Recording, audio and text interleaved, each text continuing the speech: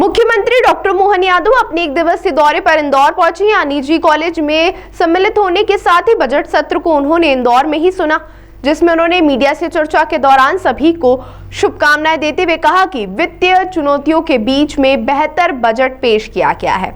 तो वहीं मध्य प्रदेश के मुख्यमंत्री डॉक्टर मोहन यादव अपने एक दिवसीय दौरे को लेकर इंदौर पहुंचे, जिसमें उन्होंने भारत के बजट को भी सुना।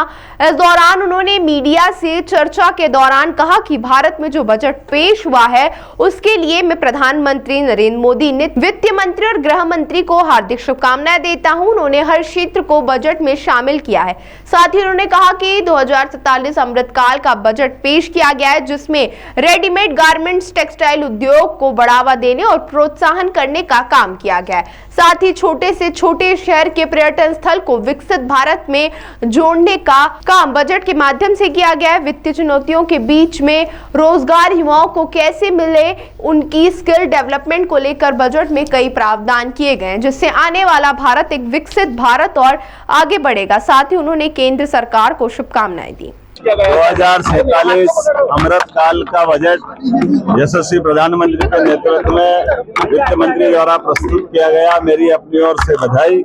जितने प्रकार की सौगात सभी सेक्टर को दी है, इसमें कृषि, खास करके हमारे रेडीमेड गारमेंट्स और कॉटन इंडस्ट्री को प्रोत्साहन देने के लिए, टेक्सटाइल उद्योग को बढ़ावा देने के लिए जो छूट दी गई, मैं बधाई देना चाहूँगा। और सभी क्षेत्रों को, खासकर धार्मिक पर्यटन के छोटे छोटे शहरों के लिए भी गुंजाइश दी गई है। हमारे युवाओं को रोजगार की दृष्टि से ये बजट कई प्रकार के वैश्विक चुनौती के बीच भी भारत अपनी सक्षमता के साथ खड़ा हो, ऐसे सारे प्रावधान किए गए। मैं आज इंदौर में इस बजट को यहाँ सुनने के लिए आया। यहाँ मेरी अपनी ओर से माननीय प्रधानमंत्री जी को, माननीय वित्त मंत्री जी को, माननीय गृह मंत्री जी को बहुत बहुत बधाई।